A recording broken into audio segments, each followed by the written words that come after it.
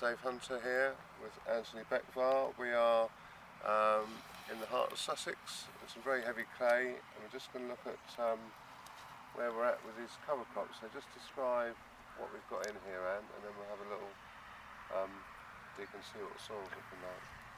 So this is one of the 1 year long plots that we've got. There's two types of radish, Phacelia, linseed, a few other things. There's plenty. This is I think 9 different crops in one. It's come up really well. It's good ground coverage. It's walking a lot better than a lot of the cultivated land that we've got elsewhere. So that's a great thing. We're not losing any soil here. One reason, actually, looking at talking to other farmers recently, was the regards to the radish and how much water each root can store. And when you think how many plants there are per square metre, how many square metres in this 3 hectare plot, you're actually putting a lot of water into this rather than into the soil. So quite happy with that, and the amount of root work that's going on. Excellent. And a lot of the what we find with this, when I was looking the other day, is that there's a lot of the worm activity is around these roots. So and beetle activity as well, which is great. So we've got a bit of everything going on. But yeah, before drilling this, the ground was pretty chunky. It was pretty hard. Not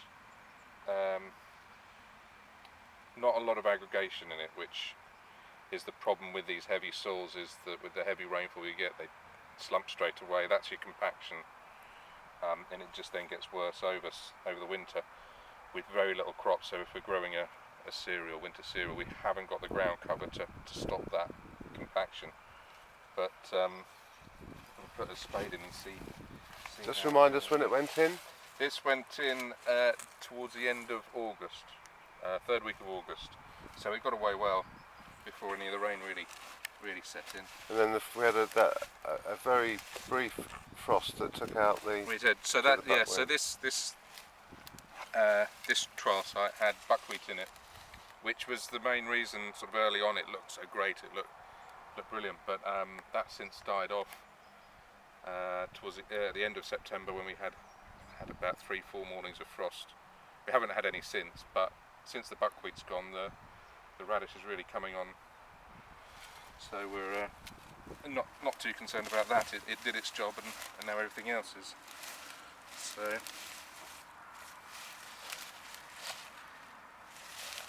if we pull the soil apart,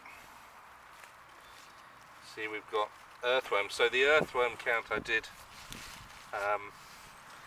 originally before sowing the cover crop was very low. It was only, I think, between about 4, 5, 6 per good shovelful, a good spadeful.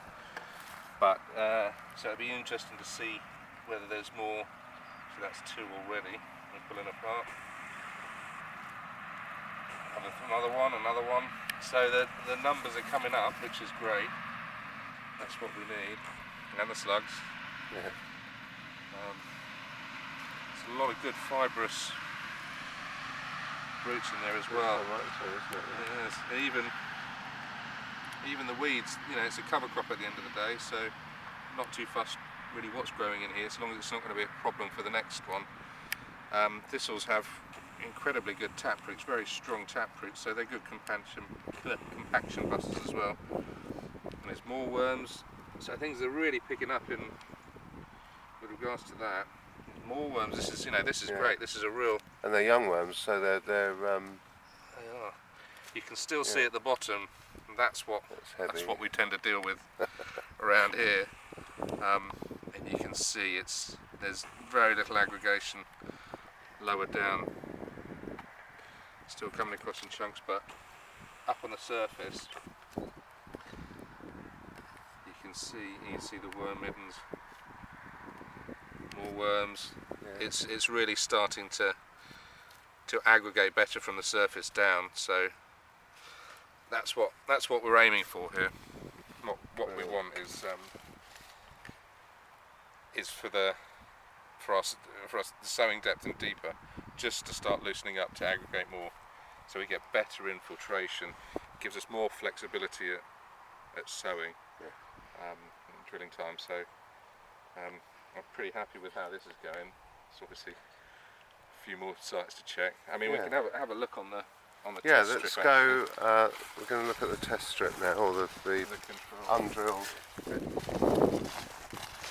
Yeah, you can feel it's firmer. So we should.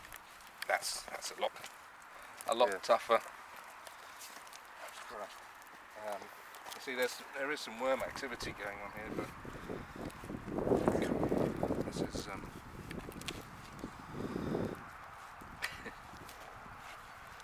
should hopefully make a very good point. Yeah, that's the point in one that's come out. You can see there's no aggregation really in the surface. There's no biology. A few young worms, which is great, but a few older ones. But you can see there's no aggregation in this top surface. This is still coming away in blocks. Typical clay soil. There's no. You can see none of that fibrous root activity at all in it, and it does highlight the need for cover, especially over winter. It's there's nothing when you. If I grab the other lump, okay.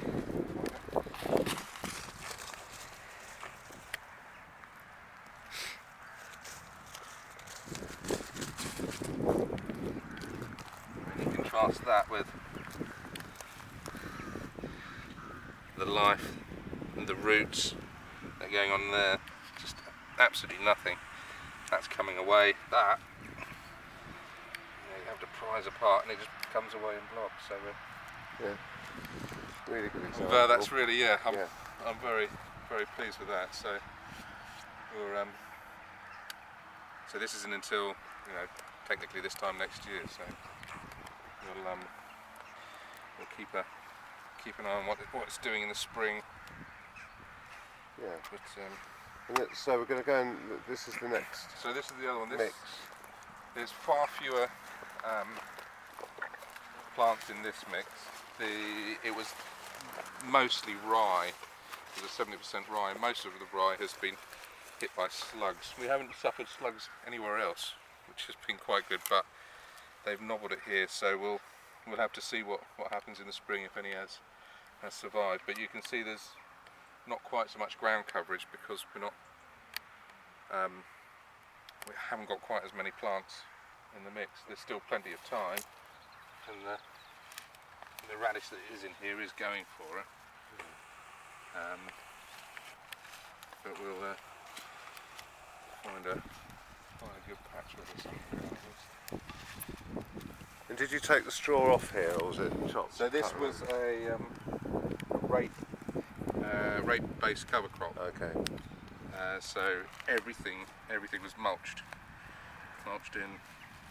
And would that have contributed to the slug burden? That would, definitely have contributed to that. But again, at the time,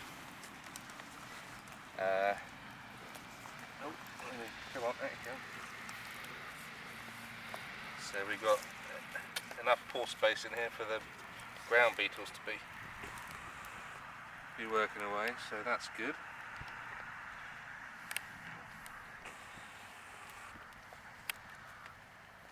And we got worms, which is good. Plenty of roots.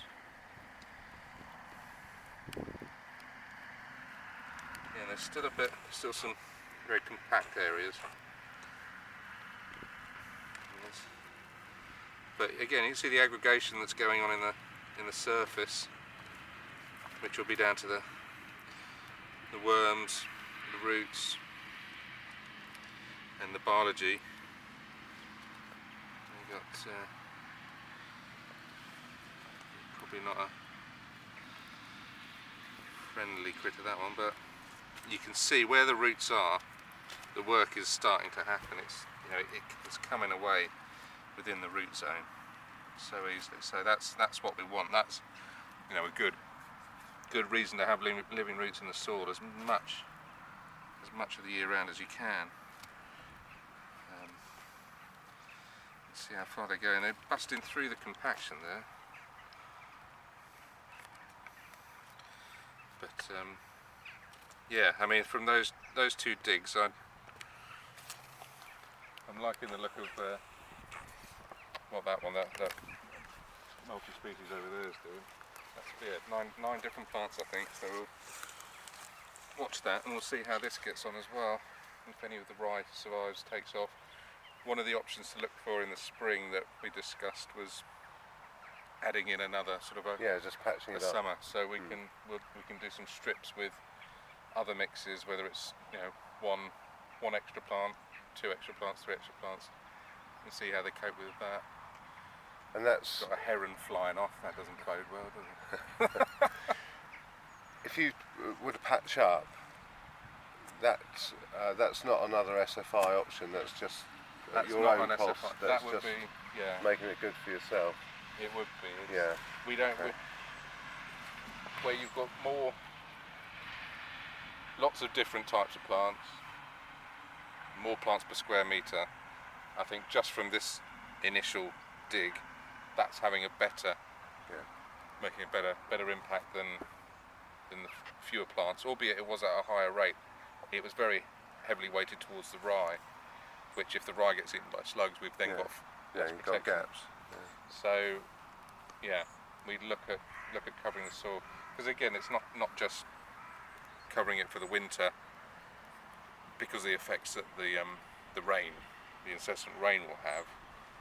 Come spring into summer, we've also got, it's open to the sun as well, and if we do get a spring, we do get a summer, then that again doesn't do an awful lot for the biology or for the soil itself. So we'd probably look at stitching in some areas, fill the gaps, something quick growing.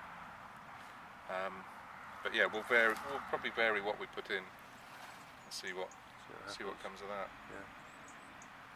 Cool. Well, we're going to look at something else.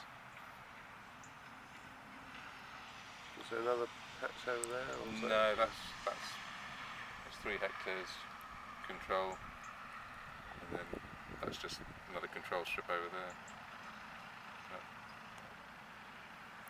Good. That's it. Cut. Cut.